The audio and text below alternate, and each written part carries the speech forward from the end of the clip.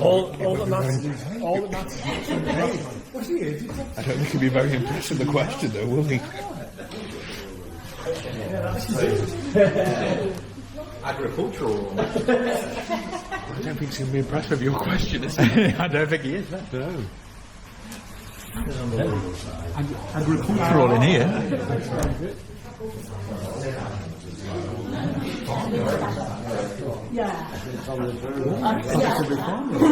Well, farming, yeah.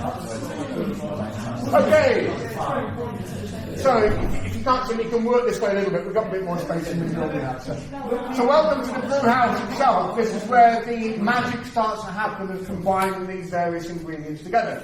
The very first job we've got to do is combine our grist with our liquor. And we do that in this vessel here, which is called the mash vessel. So, first of all, the grist. That gets transported from the grist case, the other side of the wall that you saw back in there. We've got another one of these augers in here. And that gets pulled through from the grist case and dropped into this mash vessel that we've got here. We also need to add the hot liquor to it. Now, the hot liquor is stored in a hot liquor tank, would you believe, on the other side of this wall at about 67, 68 degrees Celsius. We're going to be fairly precise about the amount of hot liquor that we bring in. So for that, we use something called a brick scale. Because, of course, we can't see the hot liquor tank on the other side of the wall. Now, to facilitate that, we've got this plastic pipe you can see running down the wall here. This works the same as the U-vane system does on a toilet system, in as much as the level of the hot liquor in this pipe will be the same as the level of the hot liquor in the hot liquor tank on the other side of the wall. Quite simply, we put a cable tie at the top where the hot liquor starts, and then we count bricks. Because each one of these bricks on the wall here reflects 2 barrels of hot liquor. Thus it's called the brick scale. When we count it down enough bricks, we put another cable tie on the end of it, we open up the valve, and we watch the hot liquor going down inside that tube. When it gets to the bottom cable tie, we switch it off. And we've got the right amount of hot liquor then in the hot liquor, in the mash vessel. That process of combining the grist and the hot liquor takes us about 30 minutes. When they're combined in here, we rename that combination into, quite simply, the mash. And the mash will then sit there for about 90 minutes in what we call a saccharific stand. So what's happening over that 90 minutes? Well, first of all, those enzymes we talked about outside are being reactivated. They're continuing the conversion of any residual starches in the grain into maltose and simple sugars. The liquor is getting into the grist, it's dissolving those sugars, it's taking on the flavours of the grain, and it's taking on the colours of the grain. Again, that 90 minutes in here, what we're left with is a nice, sweet, coloured, flavoured liquid. We're going to give that a new name. We're going to call that the wort. W-O-R-T, for this fabulous in here. And in the wort, it's going to be all of the outer cells of the grain that's now done its job, so we'll call that the spent grain. And the next logical step in the process is going to be to separate the two. Otherwise, we'll end up with chewy beer. Nobody wants chewy beer, do they? So to separate the two of them, in fact, the base of this vessel has got a plate. It's got thousands of little slits in it. These slits are too small to let the spent grain go through. What we do is we open the valve at the bottom, and that allows the wort to filter through the spent grain out of the slits in the bottom, down into the sump of this vessel here. They then get pumped across into this big vessel you can see here for the next stage in the process. That's called the copper, or brewing kettle, which is where we're going to add our hops. That filtering part of the process actually takes about 90 minutes. Now, at the end of that 90 minutes, what we find is that all of the wort is now in our copper, and all of the spent grain is left in the mash vessel. So we successfully separated the two. The trouble is, because the wort's passed through that spent grain is now going to be coated in sugar. We're paying for that sugar, we want to make sure we get it all out. So now we spray more hot liquor over the top of it to rinse it through in a process we call sparging.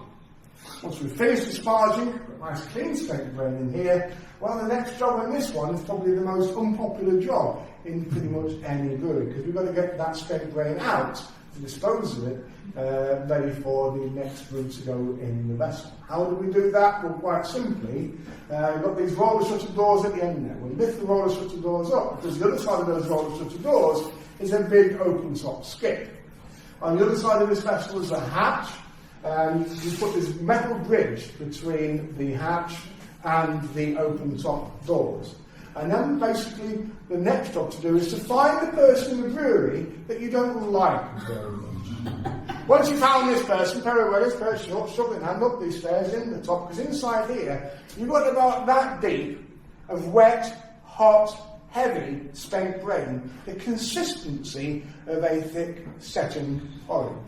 And it's literally a question of digging out this spent grain in a process called digging out the mash. Never the most popular job in any brewery. Of course, here we're quite lucky. We've only got about 5 people involved in the brewing process here, so there's no one on the team that we don't really like. Now, normally in a brewery where that happens, you give the job to the apprentice, because they're too young to know any better. But here, our head brewer, Will Bott, he's actually a bit of a keep fit fanatic. But he's also a tight pocket, refuses to pay for gym membership. because what he recognises is that if he comes into work each day, and if he's the guy that does the digging out of the mash, he's going to get a workout completely free of charge. So almost uniquely at Titanic, it's our head brewer, Will Bott, who does the digging out of the mash. When that open top skip out there is full, that gets sent away to farmers for use as cattle food, so none of it's actually wasteful. So, now we've got all of our words inside our copper, we know how we add the hops into it, manually, through the hatch on the top of it, and we need to boil that liquid up, because the temperature will have dropped right down to being in here for that sort of 90 minutes or so. So we need to raise the temperature this up to pretty much boiling temperature. To do that, we pump the liquid out of the base of this vessel here, we pump it round to this big torpedo-like device that you can see on the side of it. That's called the calandria. Inside the calandria, you've actually got a steam heater, and that will heat the liquid up there to pretty much the boiling point. It will come out of the top, goes back into the copper. Inside the copper, we've got a Chinese hat or a spreader, and we'll keep this rolling boil going for about 90 minutes whilst we extract all of the oils and the acids from those hot pellets. At the end of the 90 minutes, we changed the name of the liquid in here quite unoriginally from wort into hot wort. Now,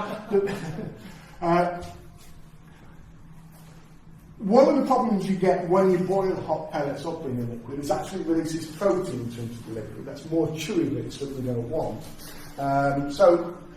We need to extract that, we need to get that out. We call it trubbing. Now in a bigger brewery, what they would do is they would take the hot wort, they would pass it through another device called the whirlpool. You can see there's no real room to put another device here, so what this copper has to do is double up, has to do twice the amount of work for its money. So literally all that we do is we put a lever on the side of this vessel, and it diverts this hot wort now from going in at the top over the spreader, and instead it fires it in alongside, horizontally, on the inside of this vessel.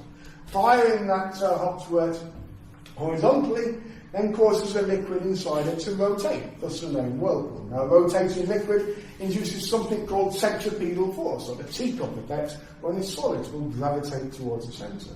This trub gravitates to the centre and forms a trub cone in the centre base of what is now the whirlpool. It's now possible to drain away the clarified hot wort, leave it behind the trub cone. That gets blasted out of there and disposed of as part of the cleaning process. So now we've got our clarified hot wort, but it's still too hot. The very next stage in the process is to introduce our friend Mr. Yeast into the mix. Now, it might only be small, but it is still alive. If you put something alive into boiling liquid, there's only going to be one outcome. So we have to cool the liquid down. To do that, what we do is we take the hot wort and we pass it through this little device with the blue sides that you can see on the floor there. It's called a paraflow. It's a heat exchanger. You can see inside it looks a bit like a radiator. What we'll do is we send the hot wort through in one direction. It goes up, down, up, down, up, down, up, down, out the other side. Travelling in the other direction, in every adjacent vein, we send cold liquor. We're going to transfer feed from one to the other. So your hot top work comes out cool, about 24 degrees Celsius, and that's the perfect temperature to pitch our own yeast into it without actually killing it. But our cold liquor comes out hot, nearly at the right temperature to start our next brewery, so we're not wasting any of that acquired heat energy. And that hot liquor then gets transferred into the hot liquor tank on the other side of the wall. So, from here, it's a question of now sending it out for the yeast to be added through fermentation. Now, this is really the logjam of the process, because the yeast will sit inside the hopsworks for anything from a week up to a fortnight or even longer, depending on what the beer is doing its job. So we've actually got 14 fermentation vessels that you'll see as we go down in there. The yeast itself is a wet yeast, and it's literally added in by hand. So we'll transfer the cooled and clarified hopsworks into the fermentation vessels, and basically get jugs of the yeast. We'll go up onto the platform and we'll pour it in at the top and leave it to do its stuff. We do some controls of temperature in there to regulate what's actually happening in there, but primarily that's doing the work for us. As I say, we've got 14 of these vessels out there. You've got one line of them as we go down on the left-hand side. When it gets to the end, you've got 3 rows of fermentation vessels. Most of them have got hatches on the front of them, like you can see there. The hatch is open. Please don't put your head inside it. If you do, don't leave your head in there very long. You remember that one of the byproducts of fermentation is the production of CO2. CO2 is heavier than air. If you leave your head in there for too long, you could be going for a very long sleep. Similarly, if the hatches are closed on them, please don't open them. If you do, 2 things are going to happen. One is you're not going to be able to close it again because of the pressure of the liquid escaping, going all over your shoes and the rest of your body. But secondly, you'll find it very expensive.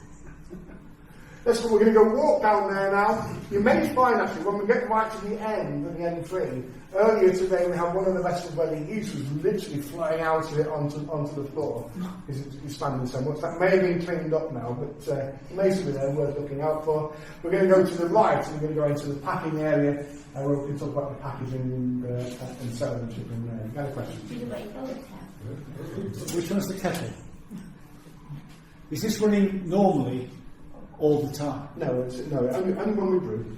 So we brew every day of the week, so 5 days a week. And how long would it need to be hot for? 90 minutes. So you've got a lot of beers. Mm-hmm. So in your 14 fermentation tanks, they're all separate beers in there. Correct. So you do whatever you need to do in here. Yeah, and it goes to and one you use it. And you use so it. one mash gives us one boil, one fermentation. Yeah. So different mixes of your malts, and then you ship it in there, clean it all out, start again. Correct. Again. Yeah. And typically 1 a day. You can do 2 a day. You can do 2 a day, but really it's all about demand. But typically 5 days a week, 1 brew a day is what we do. It's 48 barrels of time. It's a lot of beer. Yeah? Okay? This may get a little bit loud.